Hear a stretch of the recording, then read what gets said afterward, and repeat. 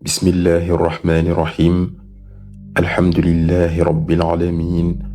Allahumma salli ala Sayyidina Muhammadin al-Fatih lima ughliq wal khatim lima sabaqa nasiril haqq bil haqq wal hadi ila siratikal mustaqim wa ala alihi haqqa qadrihi wa miqdaril azim. Assalamu alaykum. Nous réitérons notre ziyara à tous en ce moment solennel de la prière du vendredi. Nous rendons grâce à Allah, lui qui nous a permis d'être présents parmi les vivants en bonne santé et dans la sérénité. Cette bénédiction coïncide avec ce mois sacré, ainsi qu'avec un jour d'une importance exceptionnelle, le jour de Arafat. En effet, le prophète Mohammed sallallahu alayhi wa sallam a mis en évidence la grandeur de cette journée lorsqu'il a déclaré « Le pèlerinage, c'est Arafat ». Cela illustre toute l'importance du jour de Arafat, considéré comme le point culminant du pèlerinage et l'un des jours les plus méritoires auprès d'Allah.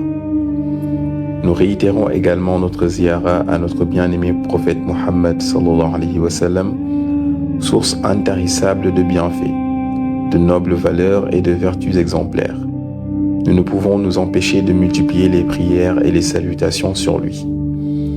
Le prophète sallallahu alayhi wa sallam demeure pour nous la référence suprême en matière de comportement, de moralité et d'excellence spirituelle.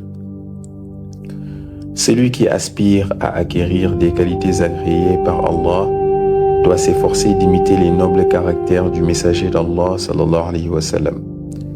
C'est pourquoi Allah a témoigné à son sujet « Wa innaka la'ala khuluqin azim » et tu es certes doté d'un caractère immense. Imiter le prophète Mohammed sallallahu alayhi wa sallam est l'un des plus grands privilèges accordés à l'humanité.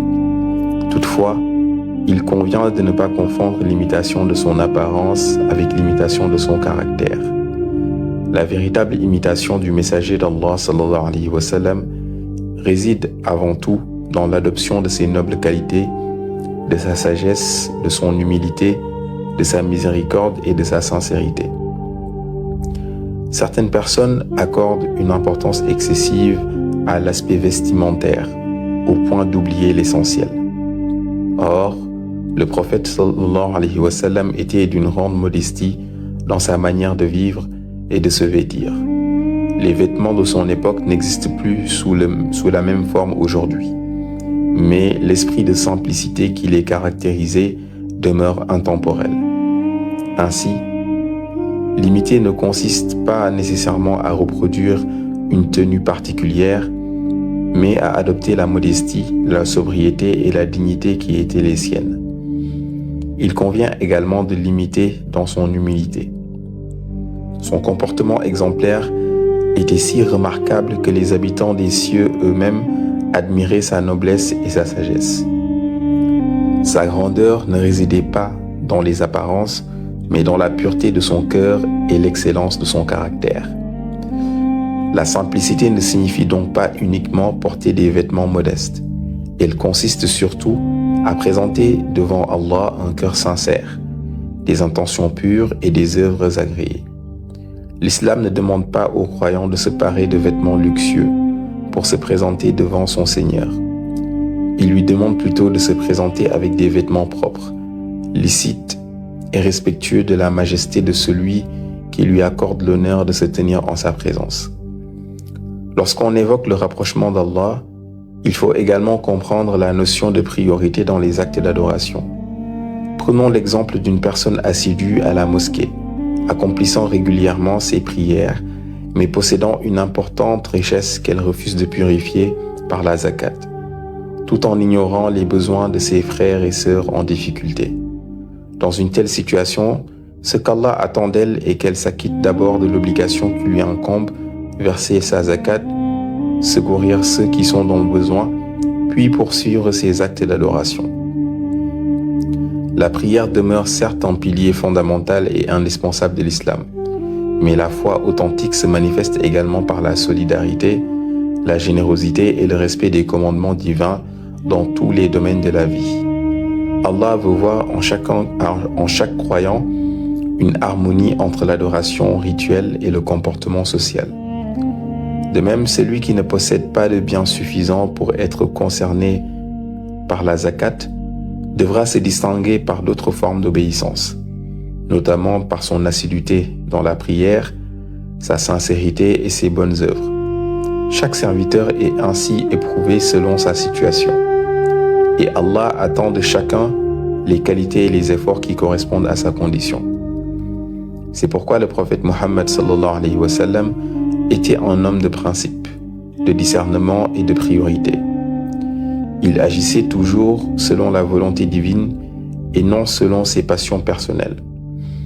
Allah dit à son sujet: وَمَا يَنْتِقُ عَنِ الْهَوَى إِنْ هُوَ إِلَّا وَحْيٌ يُوحَى. Il ne parle pas sous l'effet de la passion, ce n'est rien d'autre qu'une révélation inspirée. Il s'agit là d'une immense responsabilité.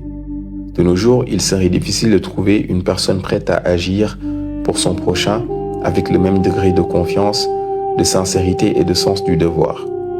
Une telle attitude exige une foi profonde, une grande noblesse de caractère et une conscience élevée de ses responsabilités devant Allah.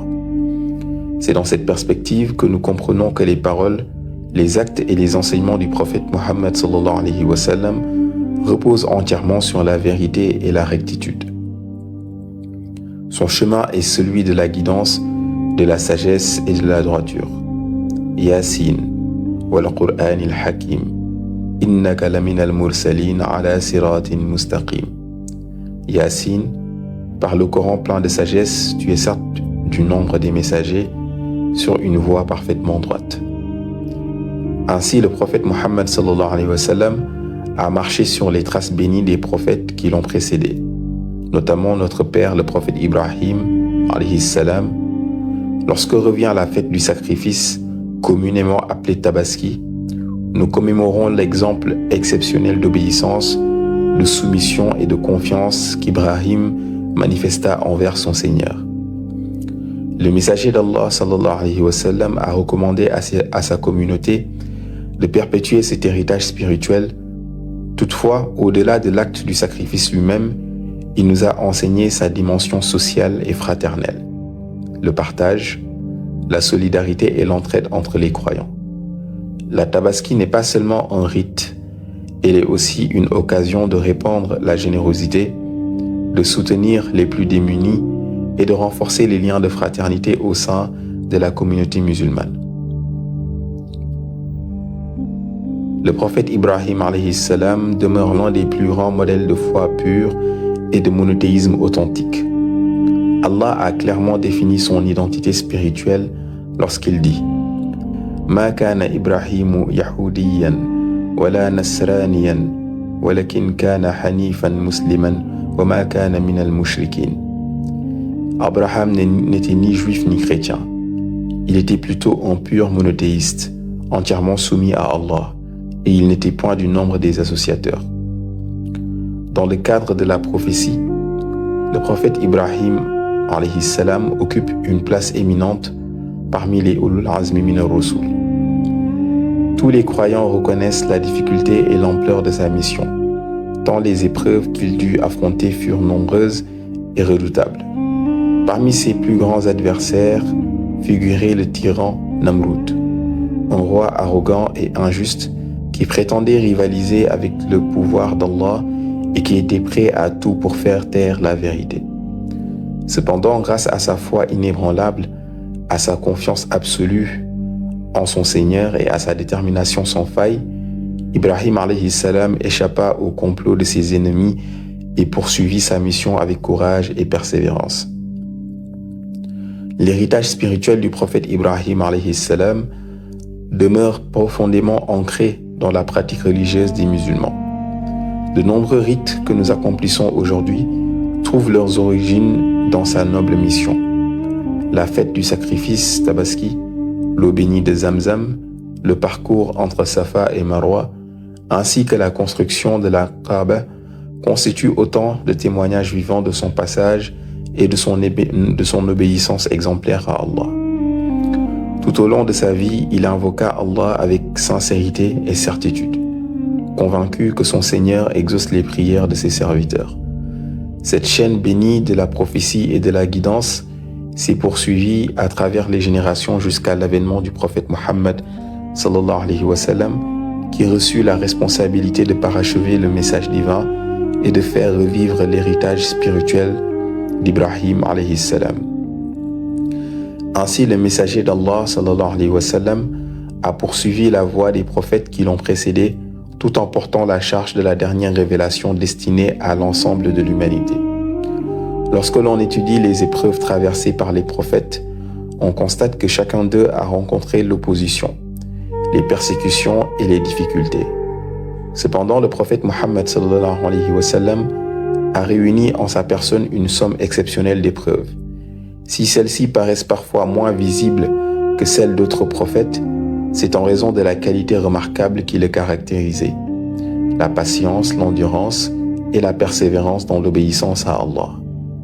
À ce sujet, Allah nous rappelle: Inna Allaha ma'as sabirin. Certes, Allah est avec les patients et les endurants. La patience est d'ailleurs l'un des attributs les plus admirables qu'Allah nous invite à méditer à travers ses actes. Malgré les bienfaits innombrables qu'il accorde à l'humanité, certains hommes persistent dans le refus de lui obéir, contestent ses signes et vont jusqu'à nier son existence. Pourtant, Allah leur accorde encore du temps, leur ouvre les portes du repentir et leur laisse l'opportunité de revenir vers lui.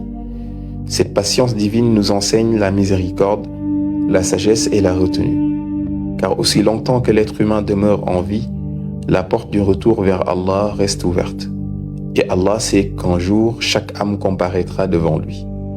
Parmi les vérités que certains contestent figure également l'origine de la création. Pourtant, Allah affirme clairement dans le noble Coran: Allazi khalaqa as-samawati wal ard fi sittati ayyam. Celui qui a créé les cieux et la terre en 6 jours. Certains prétendent que la science rejette l'idée de la création divine et qu'elle constitue l'autorité suprême en toutes choses.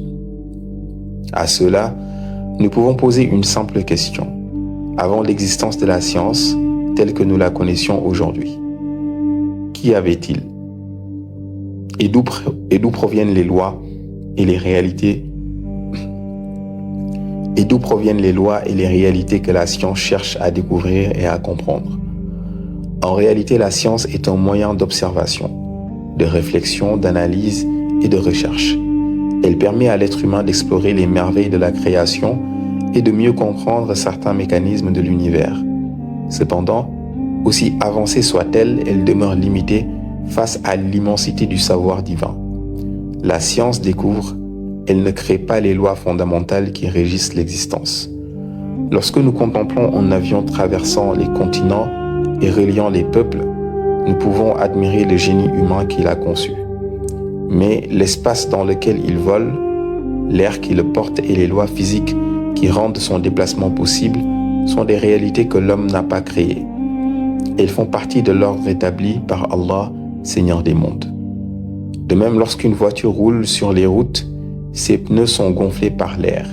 Et cet air fait partie des innombrables bienfaits qu'Allah a mis à la disposition de l'humanité.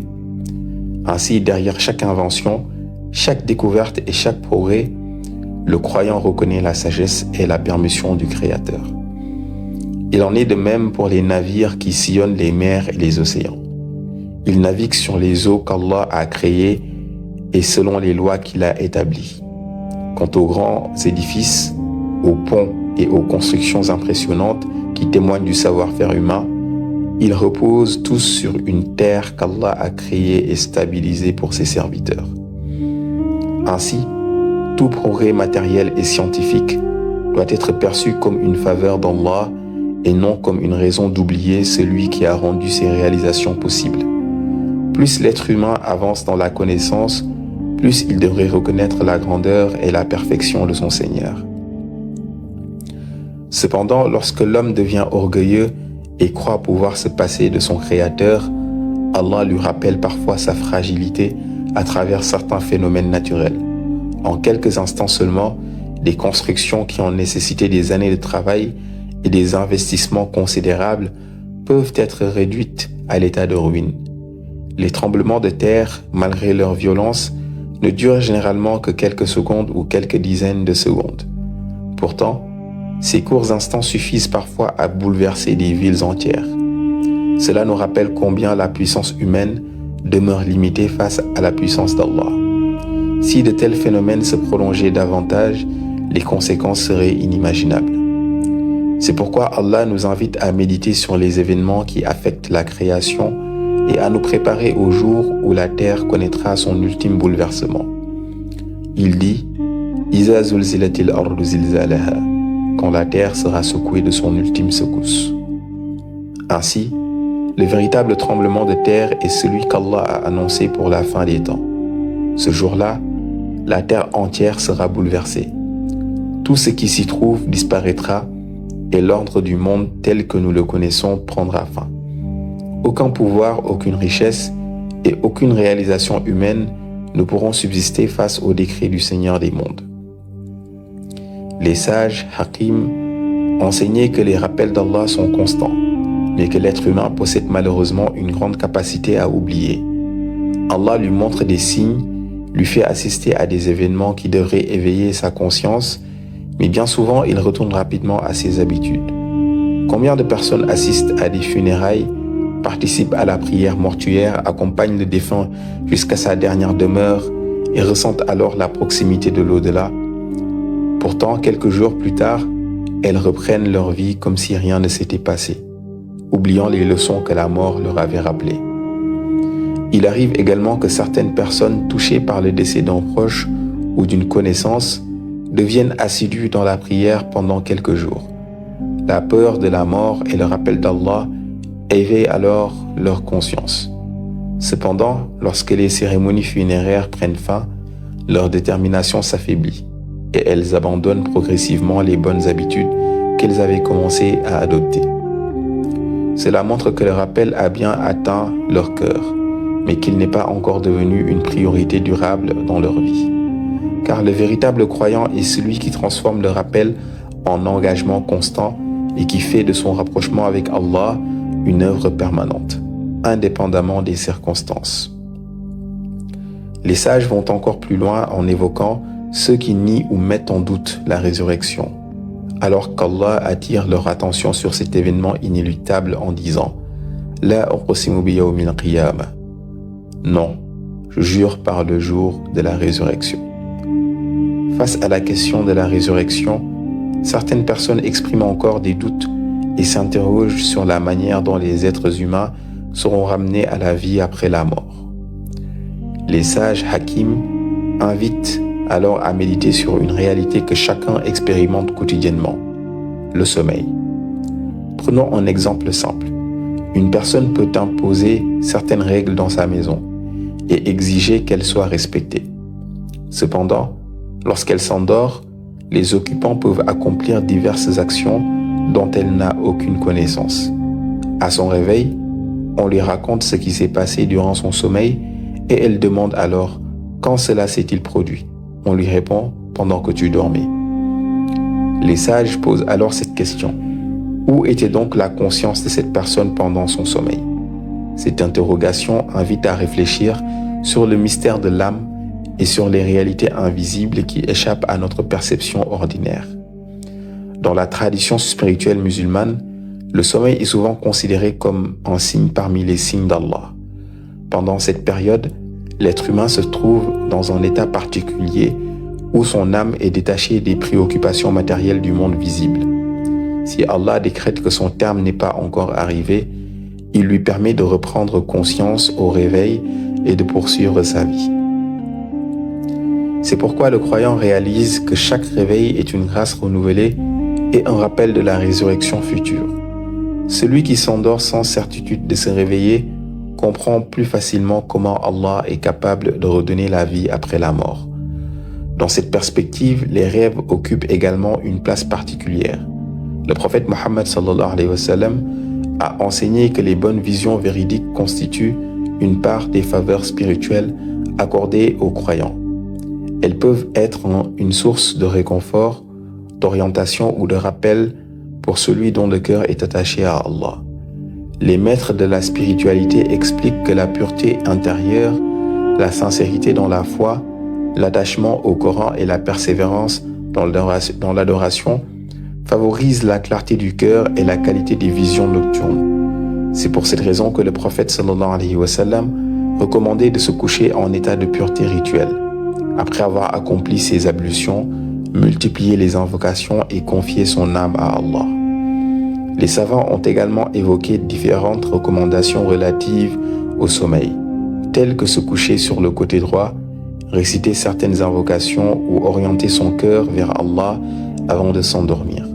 Toutes ces pratiques visent à préparer le croyant à passer la nuit dans le souvenir de son Seigneur.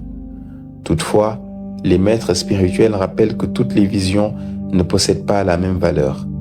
Certaines sont inspirées par la miséricorde divine, d'autres proviennent des préoccupations de l'âme, tandis que certaines peuvent être perturbées par les suggestions de Satan. C'est pourquoi la prudence, la connaissance et le discernement demeurent indispensables dans l'interprétation des rêves.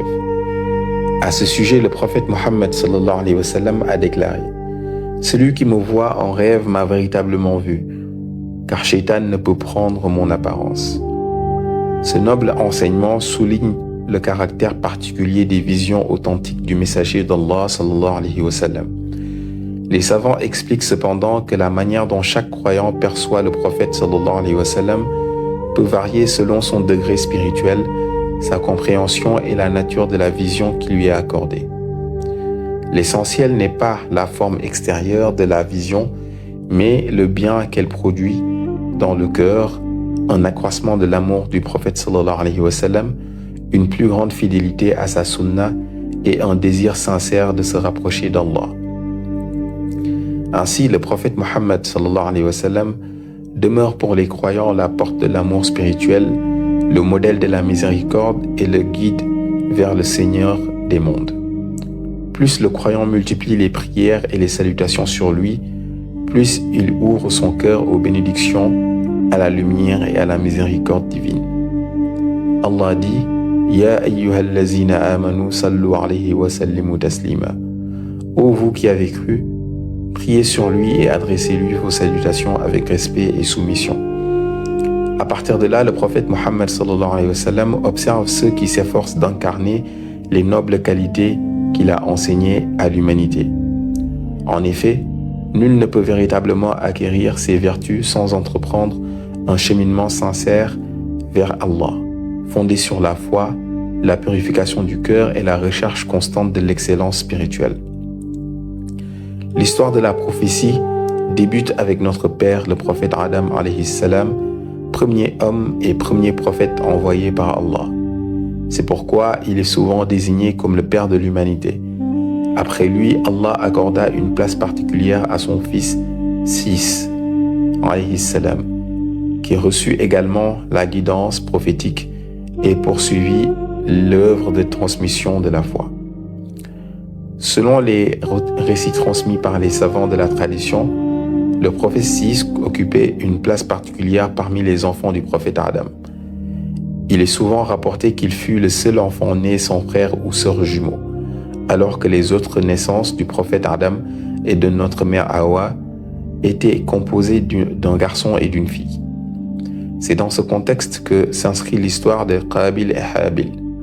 Les récits traditionnels rapportent qu'un différend apparut entre eux à propos du mariage, l'un souhaitant épouser une sœur qui n'était pas sa jumelle, tandis que l'autre s'opposait à cette situation.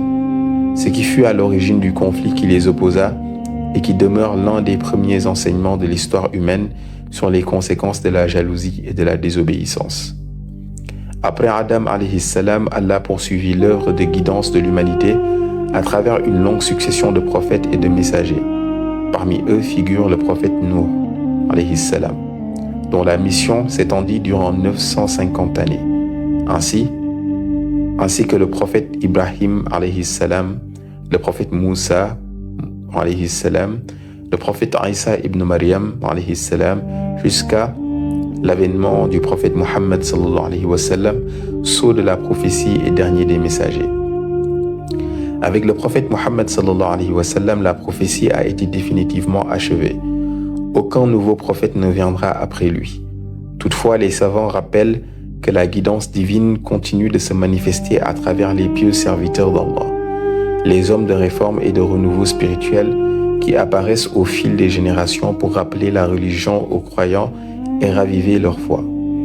À ce sujet, le prophète Mohammed sallallahu alayhi wa sallam a enseigné qu'à chaque siècle, Allah susciterait pour cette communauté des hommes chargés de renouveler la compréhension de la religion et de rappeler les enseignements authentiques de l'islam. Ces serviteurs vertueux contribuent à éclairer les cœurs, à purifier les âmes et à maintenir les croyants sur le droit chemin. Concernant le prophète Isa ibn Maryam, alayhi salam, le noble Coran ainsi que les enseignements prophétiques annoncent son retour parmi les grands signes précédant la fin des temps. Sa descente constituera un témoignage éclatant de la vérité et dissipera les erreurs de ceux qui lui ont attribué une nature divine ou une filiation avec Allah. Il confirmera qu'il fut un serviteur et un messager d'Allah à qui fut révélé l'Injil. Allah a révélé le Taurat au prophète Moussa, alayhi salam, le Zabour au prophète Daoud, alayhi salam, et le Furqan, c'est-à-dire le noble Coran, au prophète Muhammad sallallahu alayhi wa sallam. Selon l'enseignement islamique, les révélations antérieures ont connu des altérations au fil du temps, tandis que le Coran bénéficie d'une protection particulière accordée par Allah lui-même, qui en a garanti la préservation jusqu'à la fin des temps. L'Injil est aujourd'hui généralement associé à l'évangile de Jésus-Christ, le Taurat à la Torah ou aux écrits attribués à Moïse, et le Zabour au psaume de David. Toutefois, du point de vue islamique, ces révélations trouvent leur accomplissement et leur confirmation dans le noble Coran, depuis la sourate Al-Baqarah jusqu'à la sourate An-Nas. C'est pourquoi l'islam enseigne que tous les prophètes ont porté un même message fondamental, l'adoration exclusive d'Allah et la soumission à sa volonté. Ainsi, ils étaient tous musulmans au sens premier du terme, c'est-à-dire entièrement soumis à leur Seigneur. Certains objectent que ces prophètes ont vécu à des époques différentes. Pourtant, Allah a clarifié la situation du prophète Ibrahim alayhi salam en déclarant « Ma kana Ibrahimu yahuddiyan wala nasraniyan walakin kana hanifan musliman wa ma kana minal mushrikin » Abraham n'était ni juif ni chrétien. Il était entièrement soumis à Allah, voué exclusivement à lui, et il n'était point du nombre des associateurs. Ainsi, tous les prophètes ont incarné le message de la soumission à Allah et préparé l'humanité à recevoir le message universel du prophète Muhammad sallallahu alayhi wa sallam, qui est l'imam des messagers, imam al-mursalin, et le meilleur des êtres créés. C'est pourquoi l'ensemble des musulmans, quelle que soit leur école spirituelle ou leur sensibilité religieuse, prennent le prophète Muhammad sallallahu alayhi wa sallam comme référence suprême. Tous cherchent à suivre son exemple, à méditer ses enseignements et à se rapprocher d'Allah à travers son modèle. Les différentes voies spirituelles, turuq, telles que la tariqa tijaniya, la qadriya ou la mouridiyya, accordent toute une place centrale à l'amour du prophète sallallahu alayhi wa sallam et à la multiplication des prières sur lui. Dans la Tijaniya, par exemple, la Salatul Fatihi occupe une place importante dans le cheminement spirituel. Quant à Cheikh Ahmadou Bamba, il s'est lui-même présenté comme Khadimur Rasoul, le serviteur du messager, manifestant ainsi son profond attachement au prophète Muhammad sallallahu alayhi wa sallam. Même ceux qui ne se réclament d'aucune confrérie spirituelle se réfèrent constamment au prophète sallallahu alayhi wa sallam à travers ses hadiths, sa sunna et son exemple. Les divergences d'interprétation peuvent exister au sein de la communauté musulmane, mais elles ne doivent jamais être une source de division ou d'animosité.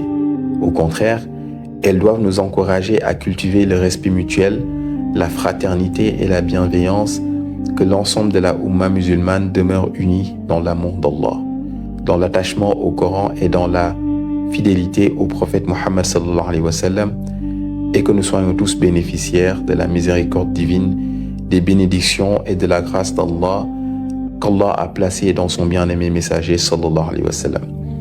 Assalamu alaikum wa rahmatullahi ta'ala wa barakatuh.